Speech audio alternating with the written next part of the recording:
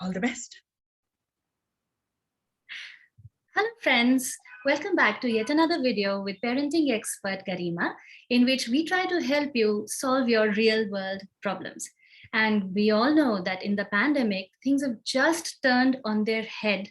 So parenting during these times is exceptionally challenging. Today's video is about a child who was born just before the beginning of the pandemic. So your child is 1 or 2 or 3 years old, then you want to watch this video because we will answer the question, what about all the skills that they are missing because they are not getting to go to a play school. So if you also have those worries, then please stay with us because today we have an expert with us to answer this question, and that is Kavitha Krishnamurthy Singh. I welcome you, Kavitha ji. Thank you very much. Thank you very much, Garima. We are very lucky to have her because she is an educationist for a very long time, and she is the founder of the Head Over Heels School. And so she is very well placed to answer all our questions about this. If you still have unanswered questions, please ask them in the comments, and I would be sure to answer them. Sure. Kavitha ji, so let's just right off the bat, can you tell me that if a child is 1 or 2 or 3 years old, what are some of the skills that they should show? Okay, that's a wonderful question to begin with. Simply put, each child has a different milestone that they follow. Now, the typical milestones that you will see on books or on the internet that you see is an average milestone. Okay, but it is an average based on what most of the children across the world do. Then they are also diversified based on the ethnicity of that child. As in, you're a European, you're a Western child, you're an Indian or Asian. So even then, those milestones differ. Now, if I have, as an educationist and as a counselor, if I look at a child who is 1 year old, I typically look for eye contact. Is the child able to make eye contact with me? And that actually goes for a child of any age, but it has to begin now. One is when they have to start with their eye contact. So what that helps the parent understand is the child able to move their neck where they want to watch? And if they are able to focus on something that interests them or catches their attention. So then you know that when someone is speaking with them, whether they comprehend the language or not, when someone's speaking with them, is the child actually looking towards that person? Because first, if they hear that noise, they're immediately going to turn their head towards that noise. Then one of those people who is making that noise or any object that is making that noise, they will want to focus on that. So that is something that parents by this age, of a 1 year old should be able to look for. Many children may or may not be ready to sit even by the age of 1. Many children may not be ready to crawl on their fours even by 1. Okay. But that is not always a problem. Okay. There are always some exceptions. Like my own child was not crawling on his fours even until he was 1. The moment he just crossed the 1 year birthday, he started crawling on his fours. So you need to accept and understand that every child will follow a different milestone path, but certain things about the average milestone is something that parents must keep handy with them. Now, when it comes to a 2 year old, a 2 year old is now able to blabber some sounds. Okay, they think they can speak words.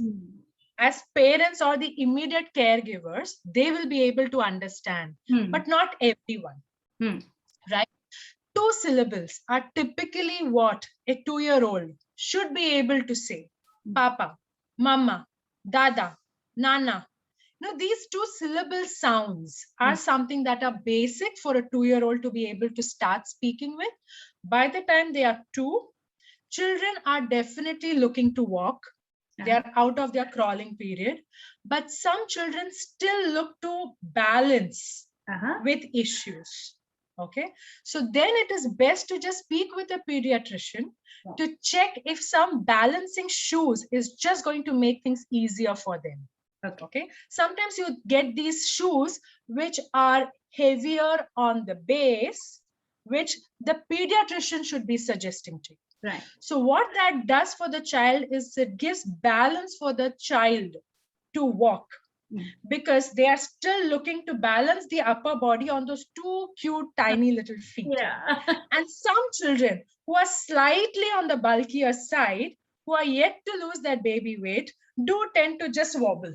Right. You know, so then at times, if necessary, to give a little strength to those ankle muscles and to give a bit of a shape to those ankle muscles, the pediatric orthopedician or just the regular pediatrician will suggest such shoes, and that should be welcomed as a solution and not, oh, my child has a problem. No, no, no, no, no, never, not at all.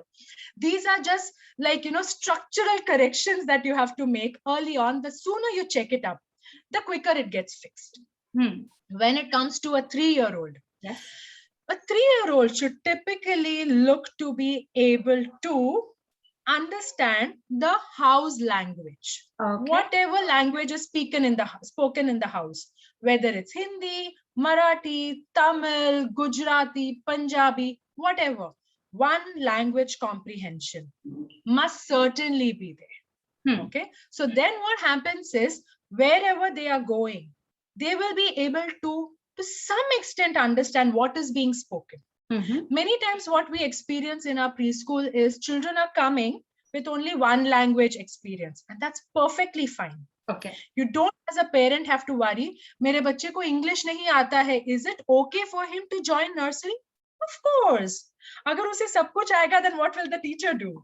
You know, so let the teacher do the job of teaching. So if the child is able to speak even one language, then that's fine. So in our school, we've had situations where the child has never been exposed to another language other than the mother tongue. So what we used to tell those parents was that give us a list. We used to have a list that you give us a list of the words that correspond to these. Thirsty. Please tell me in your language, what do you say? Want to use the loo? Pee. Yeah. Please tell me in your language, what would you say? Hungry, sleepy. Just give us these one words for those words, because we don't as teachers always know all languages. So we would give them a list of these, you know, immediately communicational words. Parents can definitely do that with whichever school the child is looking to go to, because at 3, they are definitely entering nursery. You know, until 2, some people still are not very sure of, you know, getting into play group. They say, chalega na, ek aur saal rehne do ghar pe, ab to school hi hai. So when they're going to enter into 3, then they can definitely consider this option with the preschool to tell them that, you know, it's okay that my child doesn't know. He's going to come to you and he's going to learn it from you. But these are his emergency words. Right. So if he wants this, he will be saying these words. So within, you will see that a time frame of 6 months, the child will pick up the new language. Because the person who is a caregiver other than the parent in the school will start using these words instead. And then the child will start to relate to those words and learn it. See, it's not the child's mistake that the child wasn't exposed to a new language. It's nobody's mistake. It's just the way we are brought up, and that's perfectly okay. So, you know, telling a parent, itna to usko aana hi chahiye, is not the right way to go. The preferred way to say is, can he understand one language? If yes, then please let us know which language he understands. By this time, if the child is still not able to follow a language, not making eye contact, not turning his head when there is a noise, the parent should definitely consider a developmental pediatrician to check what is the concern and what can be worked upon. As parents, we are not always going to know what needs to be done to fix things for the child. For all we know, there would be nothing wrong. It's just that one switch wasn't switched on because of which the child never knew that I had that switch. So somebody is to tell that parent, oh, there is one more switch, you have not switched that on. So that's all that the parent needs to know. And without worrying, bindas take suggestions, advice from doctors, not from any other random parent, because the doctors have experienced multiple such situations and they can customize the response for that child. Parents may have, on the other hand, only experienced something with that one or two or three, how many ever children that they have. But a doctor's advice is always preferred. I Yeah, and hope I've answered your definitely, question. yes, and definitely not Google it. The Oh, no. place. So No, it is nice to have Google information, but just keep it at the back of your mind. In the front, you need to meet a doctor to understand, or an educationist, or a counselor, or a psychologist like you, someone like this who can give validated advice. Kavitha ji, I also wanted to ask, so what about some motor skills, gross motor skills, fine motor skills? At what age do we want the child to start picking them up for an average child? And how can we help them do this? Because my firstborn, she started walking at 11 months. She wanted to go and be with other children at 15 months. I'm ashamed to say that at 15 months, she went to a play school, which was basically my neighbor's house. But she wanted to go there and spend 1.5 hours there and refused to come back after 1.5 hours. I had to lure her back home. So every child is so different. My second one wasn't like that at all. So now that children don't get that opportunity, and because of the pandemic, they're not able to go. Could you tell us, like, what are the gross motor, fine motor skills we want them to start to have, and how? Sure. Sure. It's very, very simple. Think about a time when our parents or grandparents were, 1 or 2 or 3-year-olds. What were they having? Very simple, basic household tools. And that have always worked. Okay. Like a cooker, or pushing the whistle of the cooker on the cooker lid. That's a fine motor skill. We find it easy to just push it down. But for a child of 1 or 2 or 3-year-old, they have that thing, the whistle is slightly on the heavier side for the child. They have to hold it and push it down the whistle. Okay. We just do it with a third. They are going to wonder, why is this not going easily? They have to try to see that, oh, I need to put this pressure. That's when they realize this thing is going to push down only with a little amount of pressure. Okay. That's when they realize, now when I press something, it gives a different effect to it. Okay. Simple things in the kitchen. Like I have a spoon with me over here. Okay. Yeah. All of us would have this in the kitchen. Yeah. What would I typically do with this? Have my soup or eat my food? Okay. Eat snacks or whatever. But the parent really doesn't need to go too far. Just put this along with the toys that the child play with, and you see what they do with it. This will automatically start hitting on the floor and make a very different noise from what the rest of their toys do. And this will suddenly be a new toy for them, right? Now, when you, at any point of time, touch this to your skin, it feels cold. A sudden chill comes to your face, It's nice to just press it against your face. It's just nice to do that. It's just nice to press it against your palm. And it gives the right amount of pressure without poking. You don't have to do it like this. It just gives the right amount of pressure. Now, what is this doing? Basically working on the exercises for the fine motor skills. Now, if the child went to a school, a physical school, the school will have a lot of things that stimulate the fine motor skills. How does it do that? By activating the small little nerve openings that are here around the tips. That's why you will mostly see that when children have started to crawl or are teething, and they are teething, even in 2 or 3, they are teething, they're getting their molars and everything. They're always going to keep wanting to chew something. Right. And the gooier the thing is, the more they want to chew it. And where are those sensory feelings that they have? It's on their fingertips. That's why they put anything with their hand and straight it goes into the mouth. The next a sensory feeling that they have on a very heightened level is at their lips and their gums level. So you will see kuch bhi uthata hai muh mein dal deta hai. That's because that is a very high sensitive space and gives them tremendous comfort when they take anything and try to chew it. Now 1-year-old will try to chew anything possible because their gums are getting eerie to bring out those teeth. A 2 or 3-year-old is now a little aware that these are hard, I can't chew them. So they will go for cloth. They will go for gel-based items. You know, so what you can do in the house is just try and give these pressure points to your child with a spoon, with your hand. You may not be able to get the right amount of pressure. But when you do this, you're just giving the right amount of pressure and it feels fun. I'm going to do it to you, baby. Mama ko karo. The child will also learn to hold. This is the claw grip. The child will learn to hold and put pressure. Okay. They have felt the pressure that you are putting. You'll see, nice. Maza aa raha hai. Nice. They are going to do that back to you. And they're also going to follow the same thing that you did. What have you done? You simply activated the sensory muscles around here. Another very simple thing is, हम सबके घर में ये मिलेगा, कपड़ा सुखाने का clip, the cloth pegs. How do these work? They are perfect for fine motor skills. Okay. For us, it is very easy to just do this and put it on the cloth. And we probably do it like a practice every day.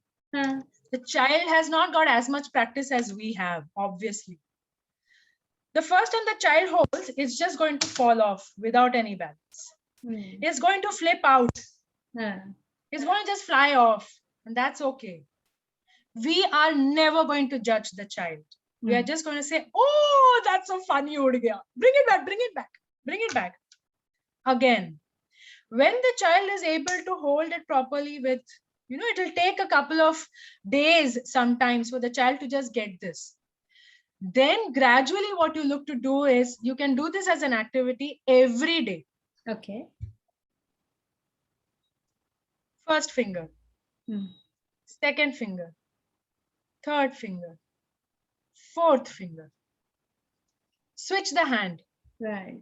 First finger, second finger, third finger, fourth finger. You will see that we are having better grip on the ring and the little finger. Children will not. Right. But they will get it with practice. Try something for 4 to 6 weeks and they're automatically going to be able to get it. This is an excellent fine motor skill activity which can be done every day. And this is always available in the house. Right. Whether your child is able to go to a preschool physically or no, this is available in the house. Dabba. हम सबके घर में डब्बा रहता है. Right. Unscrew it, screw it back. Unscrew it, screw it back. These are the wrist muscles that are working. Unscrew it, screw it back. Okay. We are doing it with ease. They will take a while because they are still trying to get this on top of this. They'll first do it like this, like this, like this, and then they will get it. And every time they do a perfect putting it back, applaud them. बहुत applaud देते जाओ, बहुत सारा. And then they start enjoying it. फिर ये activity time नहीं, ये मस्ती time हो जाता है. चलो बैठ के थोड़ा मस्ती करते हैं. But what are you actually doing? You're getting them to do focused activities. We all have these kind of dabbas in the house. Click lock dabbas. Right. Fix it. Click lock. Open it. See what you're doing every time? You're actually putting pressure on these end points and getting them to work it out. You're doing that every day. These are also called pre-writing skills. पहले लिखना जरूरी नहीं है. पहले इन muscles को activate करो. पहले जमाने में क्या होता था? बच्चों के पास इतना टॉयज नहीं होता था. So what they would do, whatever is available in the house, they will start using that to play. And these are all the things that are available in the house. Absolutely. Another nice one is we also have this. Okay. Yes. Ooh, interesting. Yeah. Now this is giving pinpointed pressure. Right. So what it is doing, it is gently just massaging. अब आप इसको कितना भी pressure डालो ना, this is not going to hurt. In no way does this hurt, no matter how much you put pressure. You can try it at home because these edges are so finely rounded that they will only put a certain amount of pressure. These are all available in the house. Yeah. You can also start to teach your child to comb their hair. This is a very good hand-eye coordination work because they have to look in the front in the mirror and start from here. They can't start from here because they know they're going to hurt themselves. So they do start from here because they've seen this happen 1,000 times. They are going to start from here. And when they are doing it themselves, they're going to be more happy. No matter how messy that hair looks, they're going to be happier doing it, irrespective of it being 1, 2, or 3. Another very simple activity in the house, stacking. सबके घर में glasses है. Yes. Yeah, you stack it. Stack it. Stack it open. Stack it closed. Stack it open. Stack it closed.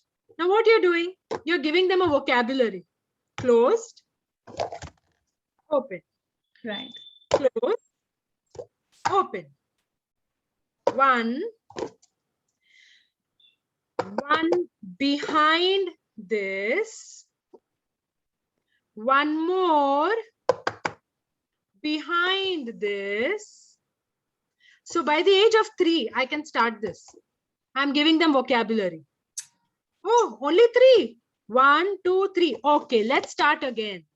So just subconsciously, I'm giving them numbers. 1, one more behind this, one more behind this, 1, 2, 3. Good job. Just stop at 3. No need to reach 10 so fast. Aaram se. Yeah. Wow. So now we understand the concept of 1. Then there is one more behind it, which makes it 2. Then there's one more behind it, which makes it 3. So basically, they are all things that we have in the house. ऐसा कुछ भी नहीं है जो मैंने आज आपको दिखाया, which is from the market. Everything is available. No special learning items. Parents can simply look around the house, pick anything that they can find, and start with it. That's wonderful. So that leads me to the question that like they're hearing the words 1, 2, 3 and behind and all, but is there like by 3 years of age, should they be able to recognize the numbers? When should they be writing the numbers? Do we need to teach them ABC because they are 3 years old now and they have still not gone to school? Okay. Children, when they come to school, they are not a blank slate. Let's remember that. They have been learning some things from the time they were born. True, very true. This we have all read in multiple books and we all accept and understand that. Now, have they ever been exposed to the letters of English? If yes, then it's good that they know it. If not, no worry. Okay. It's absolutely okay. A child by the age of 2 typically looks to pick colors and start scribbling. Okay. Okay. We have had 1-year-olds also when they're crawling, just because they saw colors, they want to pick the crayon and start scribbling on the floor. Okay. We've had that in our preschool as well. And we let it happen because they are showing interest towards something. They're showing their inclination and we should let that happen. Right? So aisa nahi that it is restricted to an age. If they are able to learn it earlier, that's good. But do they need to know it when they come to school? No, nothing of that sort. The school has a curriculum. Every school has a curriculum that they typically look to follow. And if the child is expected to write by the time they are 3, then I'm sorry that school is having a very wrong notion about child expectation. No. Children are already writing the moment they picked a color and started scribbling. They are writing in their sense. Those scribbles don't seem to make sense to us because they don't fit in the format of A and B and 1 and 2. We say tumhe likhne nahi aata hai. No, no, no. If they are able to move their hands up and down, it's just a matter of time that they put different shapes and forms to it, which are the letters and the numbers. So when the child is entering playgroup, there is no such expectation. Now in playgroup, the expectation that the parents should have from the school is that vocabulary is built. Okay. Because the child is, after all, just 2. What much can they know? They should know to love. They should be able to trust the new person that they are going to. That's what is needed. And in doing that, that's a more emotional process. And the parents should be convinced in getting that done. The child will take some time. So at the age of playgroup, which is 2, we are only looking at the child to be able to accept a social environment. It's not necessary, but it's good if they have that. And how will they accept a social environment? Like you said, at the age of 15 months, your daughter was so happy to just go to that place and not come back. Why? Because she was open to a social environment. Some children are not. You might have thousands of toys over there, but they will not want to take a look at that side. They are happier sitting in the mom's arms. Absolutely. That doesn't mean the child doesn't like social environment. They are just not ready to accept it yet. And that's okay. They will do it gradually. In psychology, they say that any change takes about 4 to 6 weeks minimum. That's minimum. That's like 1 to 1.5 months minimum. We need to be patient enough to give that time for adjustment. It's a new thing for the child. They will take some time. When they're coming to a nursery at the age of 3, what's expected from them? A typical milestone. Okay. That the child speaks in a particular language, and if I speak back the same language, the child is able to understand what I'm speaking. Yeah. So that's expected. So if a child speaks in Hindi, and I can understand what the child is saying, I ask back a similar question, the child is able to respond. But not jumping into me and straight away accepting me. No, mummy ke godi mein baitho, papa ke godi mein baitho, but from there you answer. Can the child do that? If the child is even making an attempt, that's fine. But let's not expect the child to accept strangers right on day 1. Not going to happen, and wrong expectation. Okay. Yeah. So that has been a very big concern for all of us, even professional psychologists. Like, what are the gaps that we are anticipating when like somebody in 2022 for the very first time is going to have separation from the mother and go to a school, then, emotional skills, social skills, taking turns, sharing, following instructions, just being one among the 10 children, all of that is going to be so hard. So as an educationist, are you preparing in some way for all of those challenges, which are very unique to the pandemic, which have never happened before? Yes, I completely understand this question. Psychology of any human is going to be very different, okay, irrespective of the age. Now, these children have barely interacted with anyone at all, leave alone even their grandparents or immediate aunts and cousins. They have barely interacted with anyone. Now, how are they going to accept a sudden change in environment when they are going to come to a school noisy? Very true. Crying. Yeah. Gate, anxiety pangs. Oh, it's going to be difficult. Is it any different from what typically schools face on the first month of a school reopening? No. Okay. But right now, in this school opening post-pandemic, we need to remember that this crying, this anxiety pangs, everything is going to be the same. But what is going to be different is the fact that this child has never seen a larger than 3 or 4 group of people. That's going to be highly overwhelming for the child. It's not going to be easy to take. Now think of it, I come from Bombay. So for me, getting in and out of a train, a local train, is like a cakewalk. But for someone who is new, who knows that crowd hota hai, theek hai, log hote hain, but the moment that person stands on that Dadar station bridge, it's going to be overwhelming to see this amount of thousands of people just barge out of the train. I know there is crowd. I understand the meaning of crowd. I know what happens in a crowd. I can be lost in a crowd. I know that as an adult. But can I just get into that crowd? No ways. Now put that scene to a child getting into a school. Right. It's not going to be easy. It is not going to be easy on the parent, not going to be easy on the school either. It is going to be a situation where everyone has to put in their every bit possible to ensure that the child is getting relaxed and calm. But does that mean we'll keep taking breaks? That ठीक है, आज वो रोया कल नहीं जाएगा, कल रोया परसों नहीं जाएगा. No, the more you defer it, okay, the more it's going to just get delayed. Okay. But in these times, if the school allows and the parent is able to, or one of the closest caregivers of the child is able to spend some time with the child in that new environment for a few days, let's put a certain number of days to be specific, because child would prefer ki saal bhar mummy aa jaye class ke andar, so it is good. Right. But that's not going to happen, because then that's not going to serve the purpose of school. Then can we allow as a school for that child to come in with the caregiver? Then that should be thought of, because although the child has probably, if the child had been to playgroup earlier, or even to a group of friends earlier at the age of 2, but now school environment is different.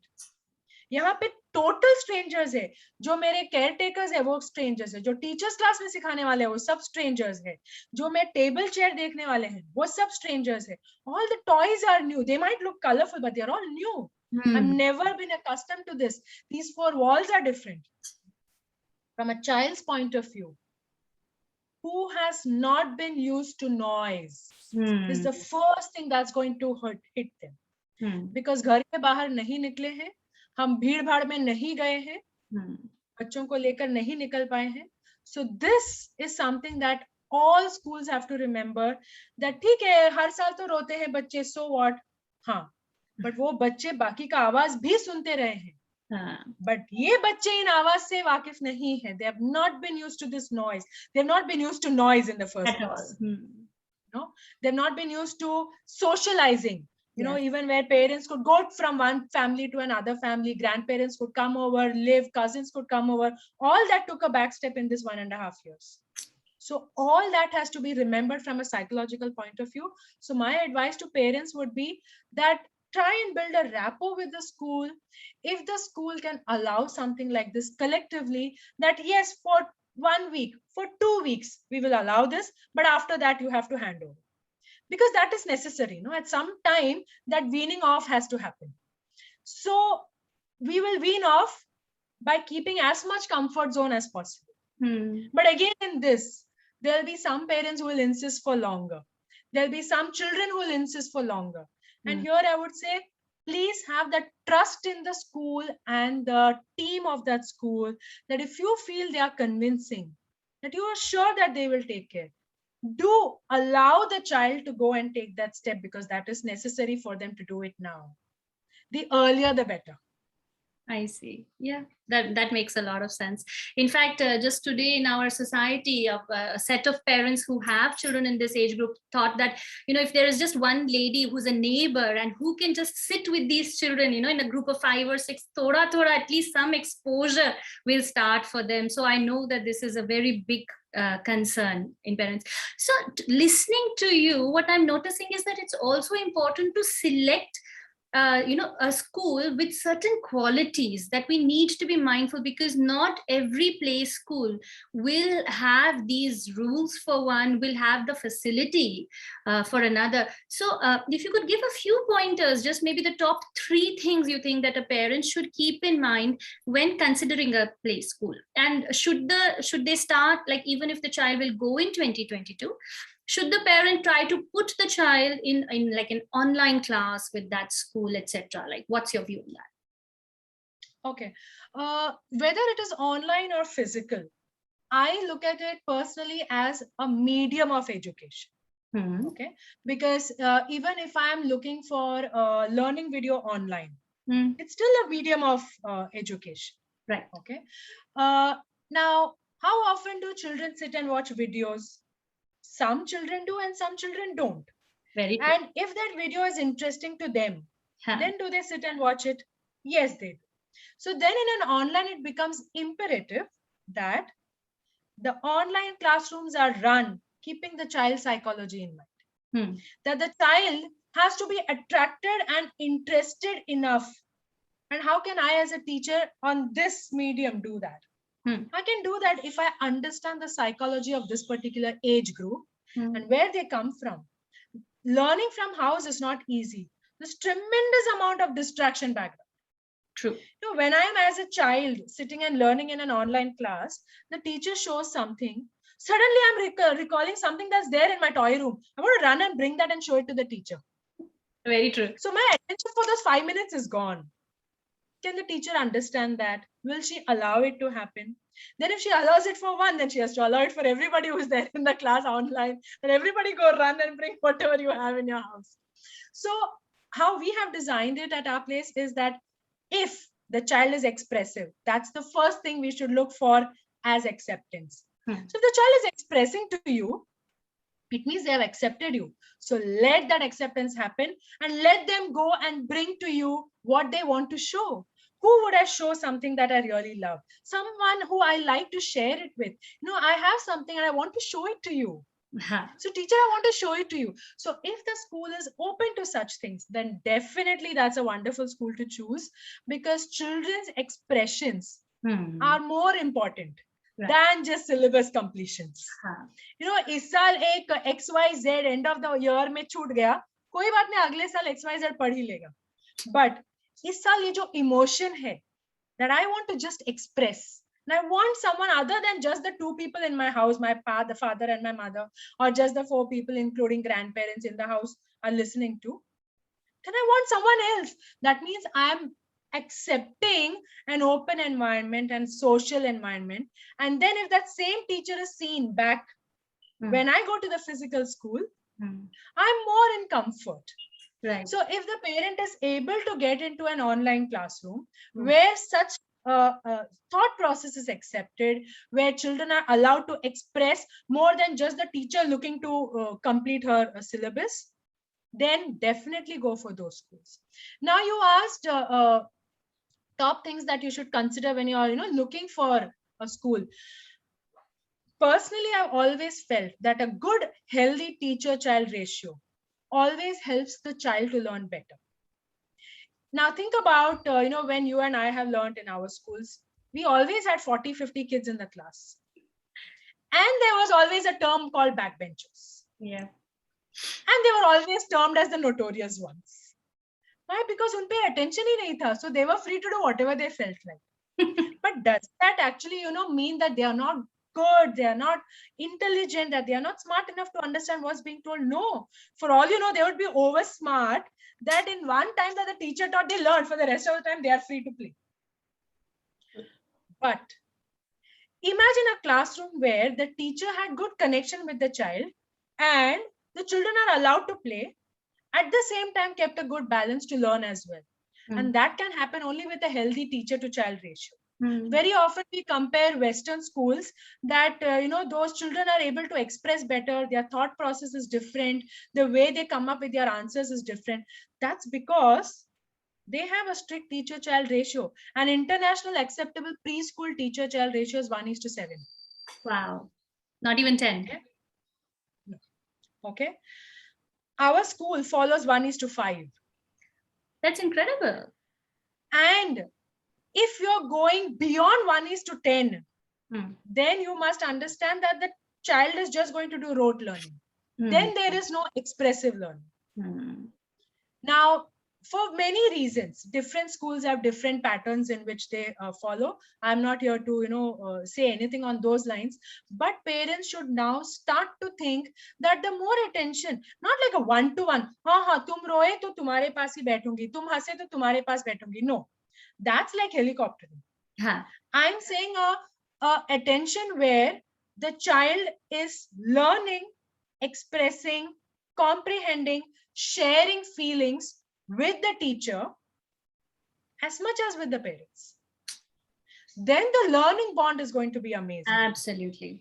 Yeah. Okay. So when the teacher-child ratio is healthy, then the children are going to be able to become more expressive. हमें आज के तारीख में more expressive बच्चे चाहिए than just rote learners. 1 to 10 कोई भी बोलेगा, 1 to 100 सारे लोग सिखाते हैं, पर कितने लोग ये सिखाएंगे that my child should be able to express happiness, express anger, express sadness. When children are taught these things at an early age, at early learning time, then they are doing much better. Definitely. Then the ABCD and 1, 2, 3 can flow in. It keeps becoming, it just becomes a habit. Very true. Yes, in neuropsychology, I'm always fascinated by this research which had come up like not more than 20 years ago, which changed the way we were teaching in schools. That said that your hippocampus will shut down if your amygdala is triggered, meaning if you are feeling scared of your teacher, you cannot learn. There's no learning happening. So that's when we changed everything. We said, you can't beat the children, you can't scare them into learning stuff. So yes, that is wonderful. Okay, that brings me to sort of like the last question for today that I had for you, that teachers also played a really important role in diagnosing problems early, because they have years of experience, batch after batch. And first time parents, they don't know what to compare their child's behavior with. Over and over, I'm reading and listening to stories that till my child went to school, I didn't realize A, I didn't realize B, I didn't realize the issues. So are there any such things that you would want our viewers today to, be mindful of, something that your teachers are trained to catch? Something which if the parents catch it, they can really help the child.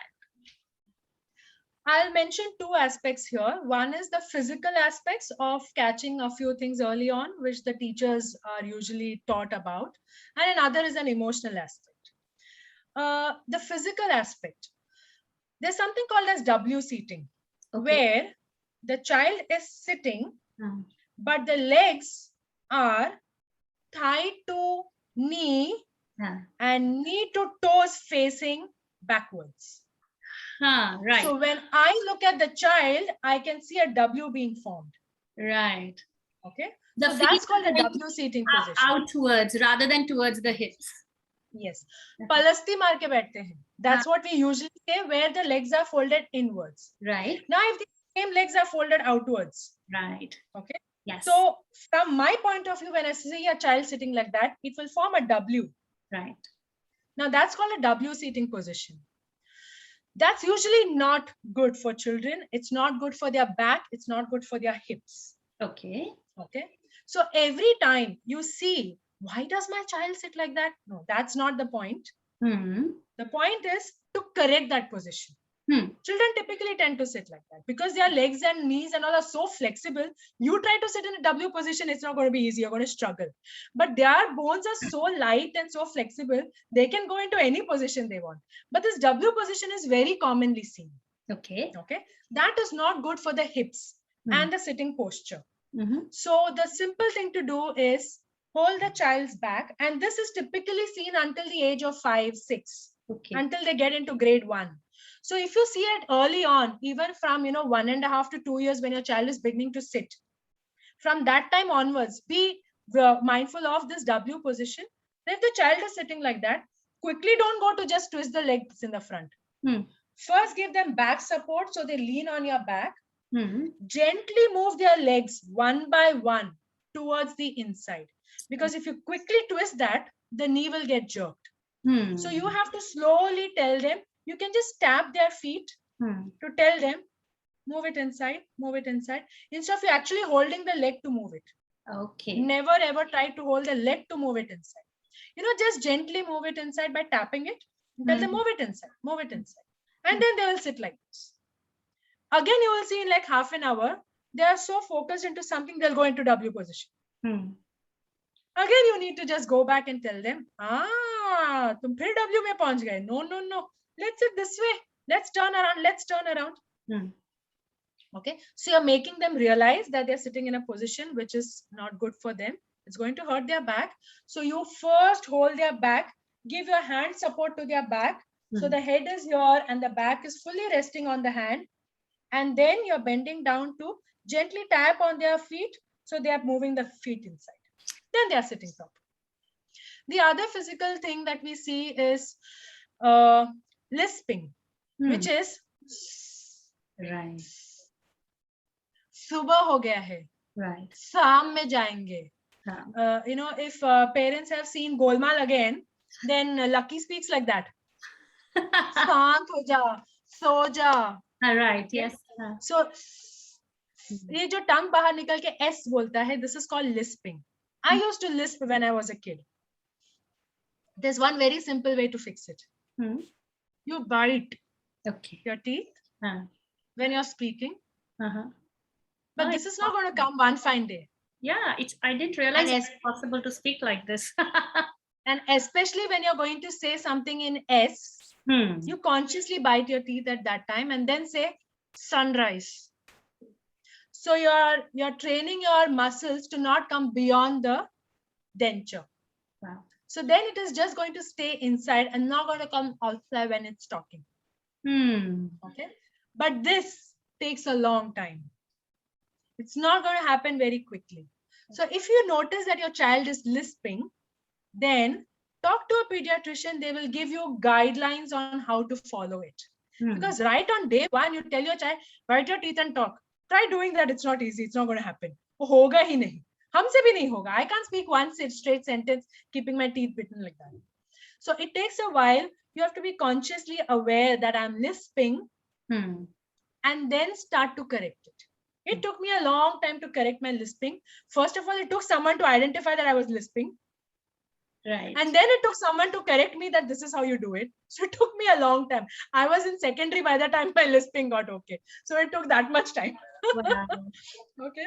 And then is totla bolna. Right. It's very commonly said in India, "Kitna cute totla bolta hai." You know? Oh, it's so cute. Look at the way the child is talking. Now, when you're saying such affirmations, you're reassuring to the child that the wrong way of speaking is very cute. Yes. Let's not do that. Let's get the child to correct their tongue and their mouth position early on. Okay. So when they are speaking certain words with the t coming in between certain words that they have to say, then you need to take a moment and stop and correct the word every time it is said wrong. Loti. It's the child is actually trying to say roti. Right. The caregivers, the parents in the house will understand he's saying roti, but he comes out and say loti. Somebody will say ro rahi hai, kaun ro rahi hai? Loti. So it's l. The tongue is still fat and is not able to move as per the correct mouth positions for those letters. Right. These start getting corrected early on from the time that the child is starting to speak. Don't wait until a junior KG when the phonics is going to come into effect. Because tab chal ke to usko abhi lagega, oh, I was saying this letter wrong so far. Now I have to relearn it. That's a longer process. Okay. Parents should be mindful that these incorrect sounds have to be corrected from the time they are heard wrong. So just stop and correct it. Don't reassure it saying, oh, it's so cute. They're actually at least telling a word. No. He's actually at least telling it, but then he's telling it wrong. So let the correction happen right from start. Now coming to the emotional part of it. Now, sometimes, more often than not, I have come across schools, teachers who complain about children. I personally am not in favor of complaining about children. Okay. Why? Because no, I don't want to pamper them or anything. I would prefer to be firm with them. But how a child behaves, which is an emotional, exhibition. Behavior is an emotional exhibition. Right. How a child behaves at home may or may not be the same way that the child behaves in a school environment, or in a park environment, or in a birthday environment. Okay. How a child behaves amongst 2-3 people who is used to every day will be different most of the times from how they behave outside. Now, when the child is getting angry or when the child is sad, these two emotions are looked upon as negative emotions. This should not happen. It is just another emotion. If I can laugh when I'm happy, if I can smile when I'm pleasant, I can express anger when I'm upset. I can cry when I am sad. Why not? We teach this in nursery and in KG that what do I do when I'm happy? When you're happy and you know it, clap your hands. Poem sab kar lenge. But then, you cannot get angry. Huh? No, that's not done. Let's not think of it that way. It's just another emotion. Children must learn to express emotions. Now, the child is not able to understand how to control his anger. Please tell me how many adults in 10 out of 10 can control anger.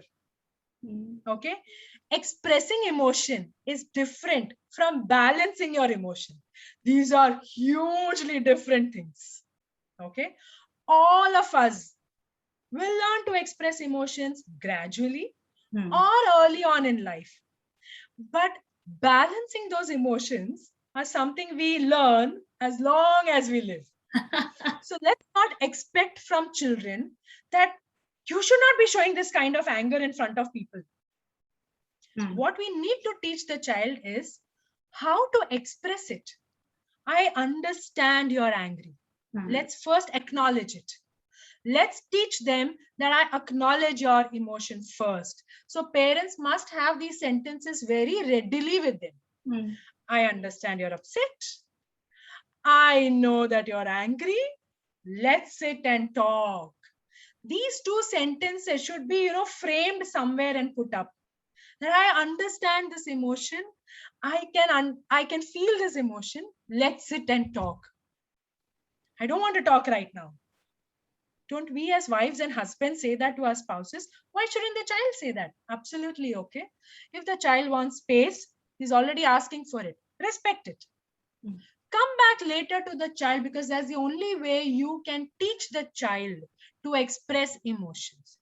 We are all as adults still struggling to balance our emotions, because somewhere in early on, we were not taught how to balance and express our emotions.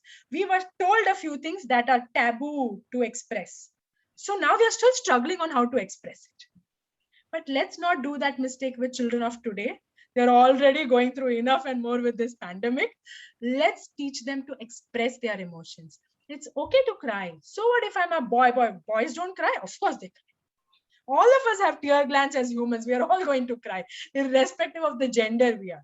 So let that muscle do its job. Let the emotions come out. But parents can start to do this simple thing. हाँ, सारे parents doctors नहीं होते, counselors नहीं होते, बिल्कुल नहीं होते हैं. But सारे parents listeners तो हो सकते हैं ना. We all can listen out to our children, right? We all can love them unconditionally. We all can respect them for being their age, because they are also being this age for the first time. They have never been 3 before. They're just now being 3. So they don't know how it is to be 3.